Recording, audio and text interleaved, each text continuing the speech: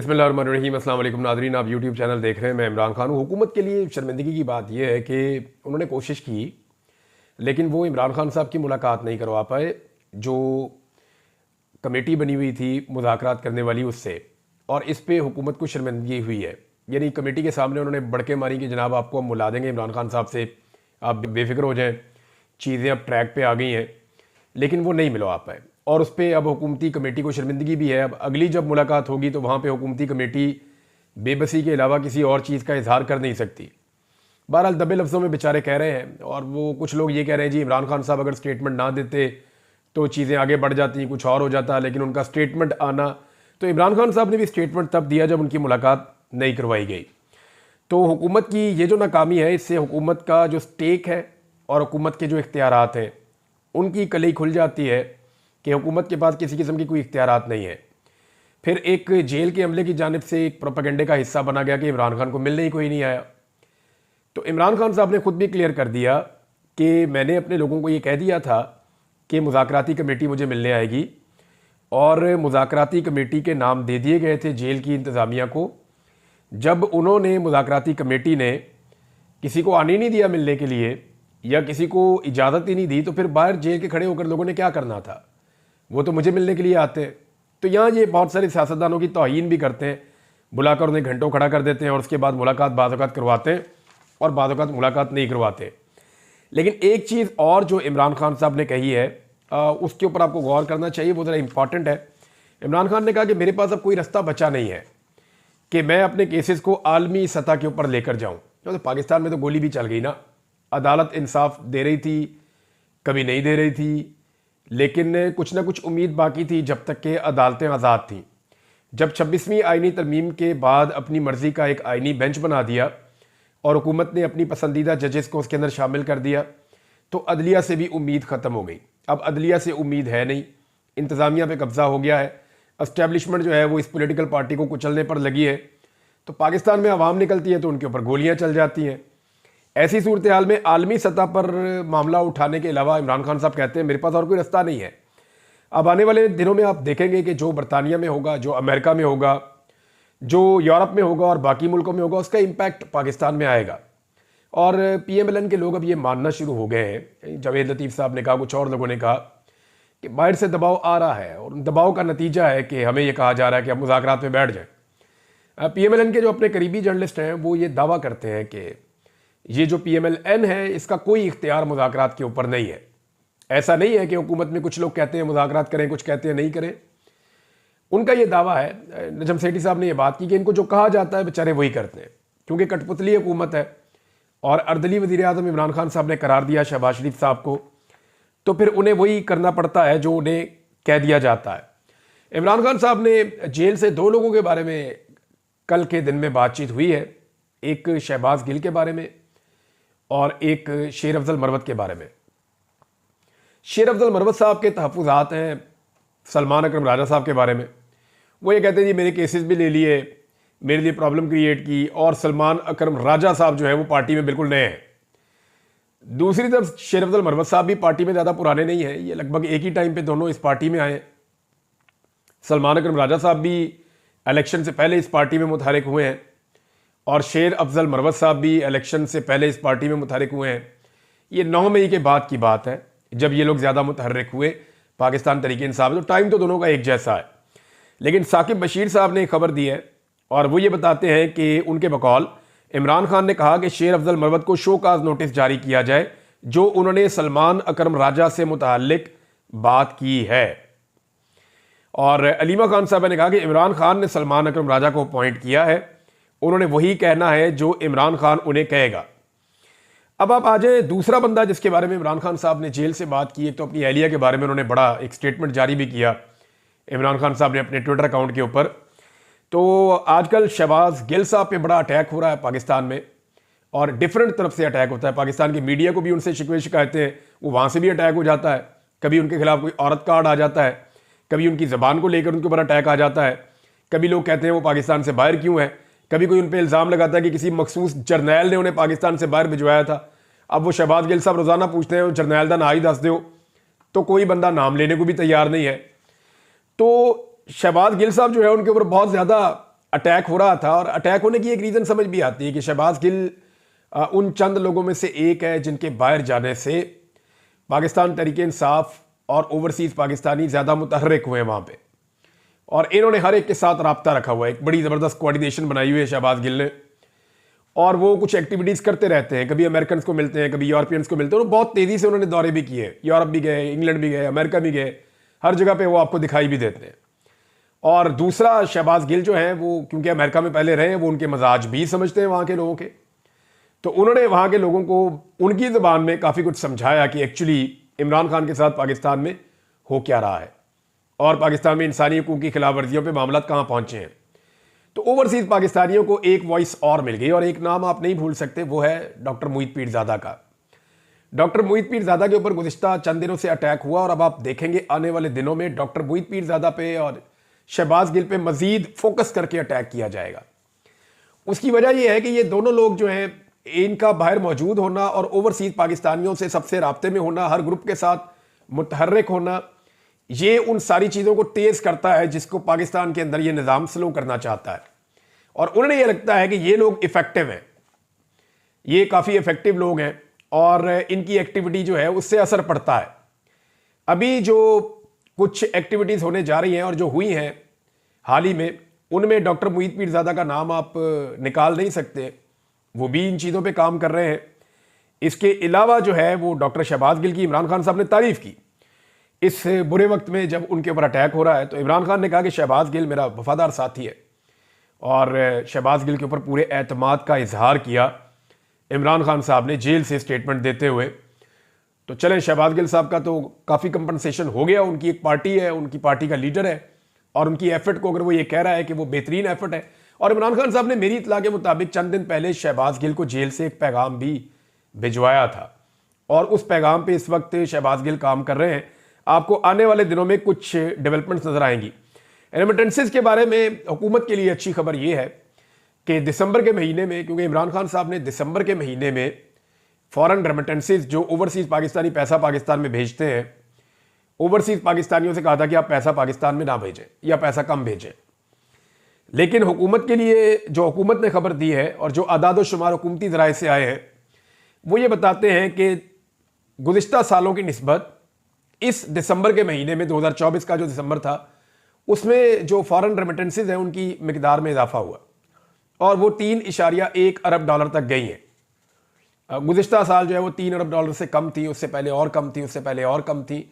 तो ये मतवादर बढ़ती रहती हैं, रेशो तो वही है बढ़ने की, लेकिन इनमें इजाफा हुआ है। और इसको हुकूमत ऐसे ले रही है जैसे इमरान खान साहब की कॉल के अगेंस्ट गए हैं ओवरसीज़ पाकिस्तानी, जबकि पाकिस्तान तहरीक इंसाफ जो है उनका ये कहना है कि जो ओवरसीज़ पाकिस्तानियों के रेमिटेंसेस वाला मामला है, इसका डाटा और इसके असरात, वो ये कहते हैं कि अगले 2 से 3 महीने में आपको नजर आना शुरू होंगे। इसका इंपैक्ट एकदम नहीं आएगा, और सरकारी डाटा के ऊपर उंगलियां भी उठाई जाती हैं, थोड़ा बहुत मैनेज करने की कोशिश की जाती है, लेकिन ये 1-2 महीने मैनेज हो सकता है, लंबे अरसे के लिए आप मैनेज नहीं कर सकते। तो पाकिस्तान तहरीक इंसाफ का कहना है कि अगर ये चलती रही मुहिम, तो इसका जो असरात है वो फरवरी के एंड में या मार्च के एंड में, उस वक्त कहीं पे आपको नजर आना शुरू हो जाएंगे। बहरहाल ये तब भी पता चल जाएगा, लेकिन फिलहाल तो रेमिटेंसेस बड़ी हैं हुकूमती दावे के मुताबिक। अच्छा, इसकी 1-2 वजूहत और भी है कि पाकिस्तान तहरीक इंसाफ ने इमरान खान साहब की जो कंपेन है, जो ओवरसीज़ पाकिस्तानियों से एक दरखास्त उन्होंने की थी कि आप फॉरेन रेमिटेंसेस जो है उनको रोकें, जो पैसा वो बाहर से भेजते हैं उसको कम करें या रोकें, इसको तहरीक इंसाफ ने भी संजीदगी से नहीं लिया। इमरान खान साहब ने कई मरतबा जेल में तहरीक इंसाफ के लोगों को कहा कि इस मसले को उठाएं, इस पर बात करें, लेकिन क्योंकि इस पर कोई बड़ी कंपेन चली नहीं अभी तक। आप गौर करें तो सोशल मीडिया पे थोड़ा बहुत चलता है, लेकिन जो ओवरसीज पाकिस्तानियों में कंपेन चलाने का मामला है, उसको पाकिस्तान तहरीक इंसाफ ने उस तरीके से अभी ओन नहीं किया जैसे एक भरपूर कंपेन चलाई जाती है। बज़ाहिर ऐसा दिखाई देता है कि पाकिस्तान तहरीक इंसाफ ने इन मुज़ाकरात से ज़्यादा उम्मीदें बांध ली थी, हालांकि इन मुज़ाकरात में सिर्फ टाइम गेन किया गया है हुकूमत की जानिब से। और जो 26 नवंबर का एक सिलसिला था जो वहाँ पे कत्लेआम हुआ, उस पर जो आवाज़ उठाई जा रही थी, उस आवाज़ को मद्धम कर दिया गया इस बीच में। यानी मैं आपको सीरियसली कहता हूँ कि गुज़िश्ता कई वीलॉग्स में मैं हूँ या बहुत सारे और लोग हैं, तवज्जो तो बटी है ना, बाकी इश्यूज़ की तरफ गए हैं। वो जो गोली क्यों चलाई थी, 26 नवंबर का कत्लेआम, लाशें कहाँ पे गई, या लापता अफराद जो है वो किधर हैं, उनकी तस्वीरें किधर हैं, उनके नाम क्या हैं, उनकी फैमिलीज किधर हैं, उनकी फैमिलीज के इंटरव्यूज क्यों नहीं आ रहे, एफआईआर क्यों नहीं हो रही, सीसीटीवी फुटेज कहाँ पे है, अस्पतालों का रिकॉर्ड कहाँ पे है, अस्पतालों की सीसीटीवी फुटेज कहाँ पे है।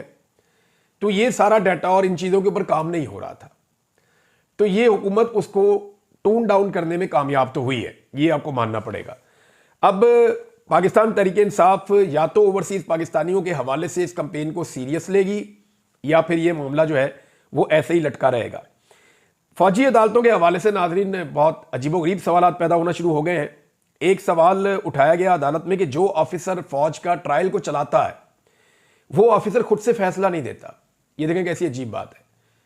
यानी जो जज केस सुनता है वही जज फैसला देता है ना। ये तो नहीं होता कि जो जज केस सुन रहा है वो बड़े जज को केस सुनने के बाद बता देगा जी मैंने ये सुना है, तो बड़ा जज घर बैठ के फैसला दे देगा या किसी और दफ्तर में बैठ के फैसला दे देगा। ऐसा होता नहीं है। हर काजी को मुकदमा खुद सुनना पड़ता है फैसला करने के लिए। लेकिन यहां पे जो है वो ये बताया गया कि जो ऑफिसर ट्रायल चलाता है वो खुद नहीं बड़े अफसर को भेजता है और बड़ा अफसर फैसला करता है। जो केस को सुने ना वो केस का फैसला कैसे कर सकता है। ये बात भी आईनी बेंच में उठाएगी। लेकिन आईनी बेंच जिन लोगों पर मुश्तमिल है ये पसंदीदा जजेस हैं और काजी फायद ईसा के बहुत करीब थे, और ये जजेस फैसला तकरीबन वही देंगे जो काजी फायद ईसा चाहेंगे या जो काजी फायद ईसा साहब के हमायती हैं वो चाहेंगे। ये फैसला तकरीबन वैसा ही देंगे। बल्कि कुछ जो रिपोर्टर हैं वो ये रिपोर्ट कर रहे हैं और वो खुलकर ये बात अब बता रहे हैं कि जस्टिस अमीनुद्दीन खान साहब जो इस बेंच के आईनी बेंच के सरबराह जिनको बनाया गया है, जिन्होंने अपने आप को खुद ही वोट दे दिया था, उनके बारे में बता रहे हैं कि ये बिल्कुल काजी फायद ईसा की तरह अदालत चला रहे हैं। यानी जब भी कोई मामले में फंस जाते हैं मिलिट्री कोर्ट वाले या उनके वकील, तो जस्टिस अमीनुद्दीन उनको रेस्क्यू करते हैं। जैसे काजी फायद ईसा साहब इलेक्शन कमीशन को रेस्क्यू किया करते थे, आपको याद होगा। तो वो कह रहे हैं बिल्कुल हमें एक झलक नजर आती है काजी फायद ईसा की जस्टिस अमीनुद्दीन खान साहब में। और हफीजुल्लाह न्याजी साहब ने भी शिकवा किया कि मेरी अपनी अदालत में उन्होंने तौहीन की है, मैं उम्र में भी उनसे बड़ा हूं और मैं जुल्म का शिकार हो रहा हूं जो उनके बेटे के साथ हो रहा है। बहरहाल एक स्टेटमेंट मुझे, क्योंकि मैंने नाम ले लिया हफीजुल्लाह न्याजी साहब का, तो उनको एक स्टेटमेंट है लेकिन उस पर मैं बाद में आता हूं। जस्टिस मंदुखेल साहब ने कहा कि मैं खुद को परफेक्ट नहीं समझता आज तक, हालांकि कब से वो लगे हुए हैं, 3 दहाइयों से ज्यादा हो गई है वो कानून के इसी शोबे में। वो ये कहते हैं कि फौजी अफसर कैसे इतनी सख्त सजा दे सकता है जब मैं खुद अपने आप को परफेक्ट नहीं समझता। 4थी दहाई उनकी चल रही है। तो अब मामला एक और भी उठा है कि त्यारा साजिश केस नवाज शरीफ साहब का, आर्मी चीफ को हवा में टांग दिया था, वो तो फौजी अदालत में नहीं चला। जो मेहरान का जो एयरबेस का केस था जहां पे इतना पाकिस्तान का नुकसान हुआ वो भी फौजी अदालत में नहीं चला। फिर इस तरह जो जीएचक्यू के ऊपर एक अटैक हुआ था जिसमें फौजी शहीद भी हुए थे, अंदर तक अटैक हो गया था, उसमें भी कोई फौजी अदालतों में केस नहीं चला। तो ये केसेस जो सिविलियंस के हैं ये फौजी अदालतों में कैसे चल सकते हैं। हफीजुल्लाह न्याजी साहब ने जो स्टेटमेंट दिया ये बड़ा इंटरेस्टिंग है और इसके ऊपर मुझे जरूर बात करनी है, क्योंकि हफीजुल्लाह न्याजी साहब ने बात तो ठीक की है लेकिन वो सिर्फ तस्वीर का एक रुख देख रहे हैं, दूसरा रुख वो देखना नहीं चाहते। हफीजुल्लाह न्याजी साहब ने नवाज शरीफ की सियासत तबाह करने पर इमरान खान से माफी मांगने का मुतालबा कर दिया। उन्होंने कहा कि इमरान खान को पता नहीं उन्होंने नवाज शरीफ के साथ क्या कर दिया है। नून लीग की सियासत टके टोकरी हो गई है। नवाज शरीफ की सियासत को भंबोर कर सिस्टम से निकाल दिया इमरान खान ने। तो इस बात पे इमरान खान नवाज शरीफ से माफी मांगे।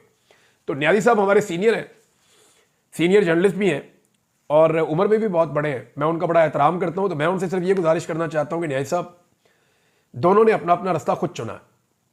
जिस रास्ते पे नवाज शरीफ चला उसने उसी मंजिल पे पहुंचना था जिस रास्ते से वो मंजिल मिलती है, जो मंजिल है उस रास्ते की वहीं पहुंचना था। इमरान खान ने भी अपना रास्ता खुद चुना है कि मैं इस रास्ते पे चलूंगा और ये मंजिल पे पहुंचूंगा।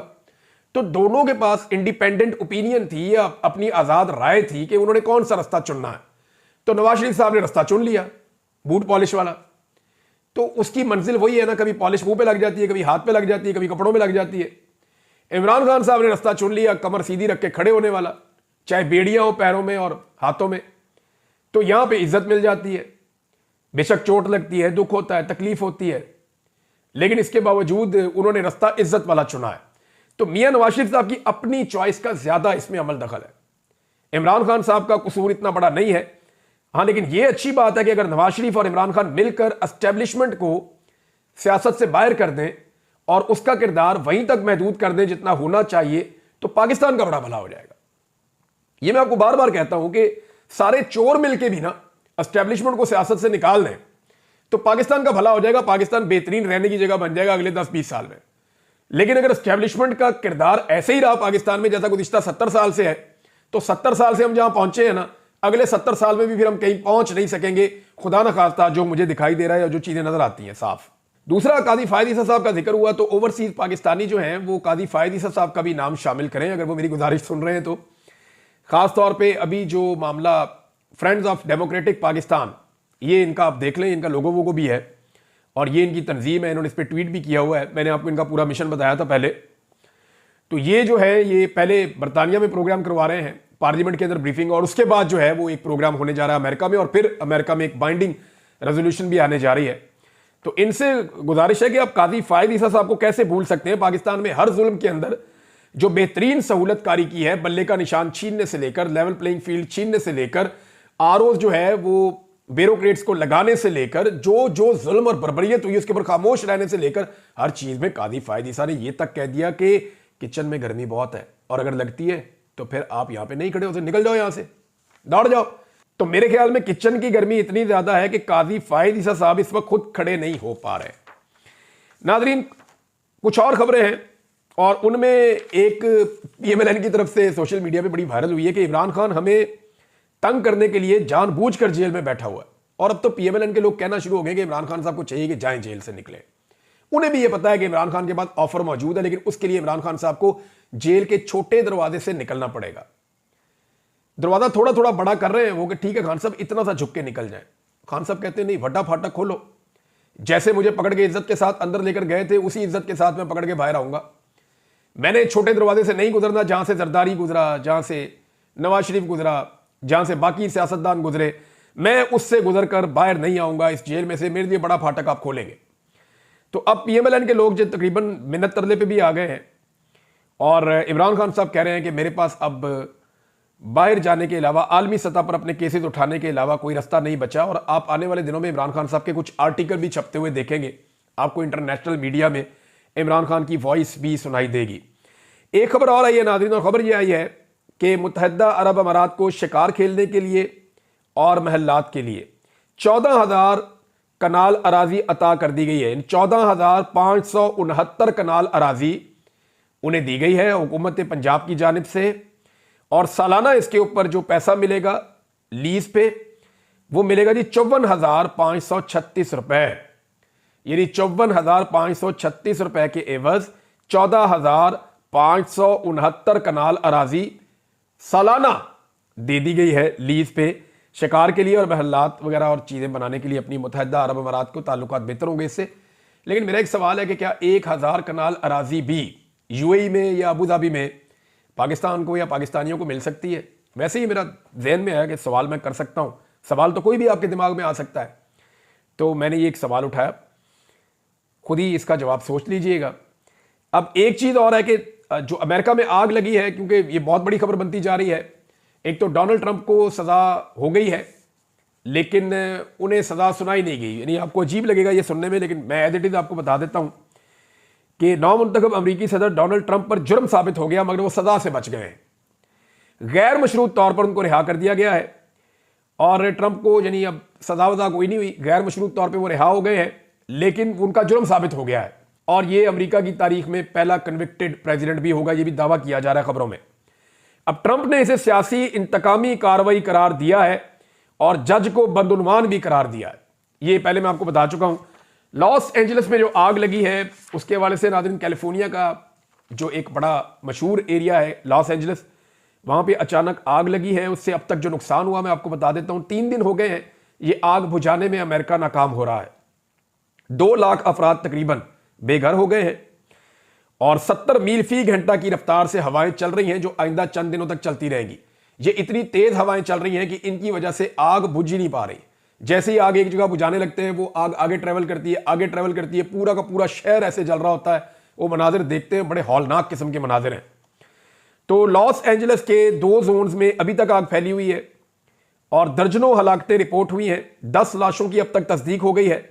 10,000 के करीब घर, इमारतें, कमर्शियल एरिया, ये 10,000 अमलाक को नुकसान पहुंचा है, मुकम्मल तौर पे ये तबाह हुई हैं। जो हॉलीवुड हिल्स हैं जहां पे बहुत सारे शोबिस स्टार्स हैं बड़े बड़े, उनके वहां पे बहुत बड़े बड़े घर हैं, फॉर्म्स हैं, वो मुकम्मल तौर पे जल के तबाह हो गए हैं। लोगों को वार्निंग देकर अभी भी कई इलाकों से निकाला जा रहा है।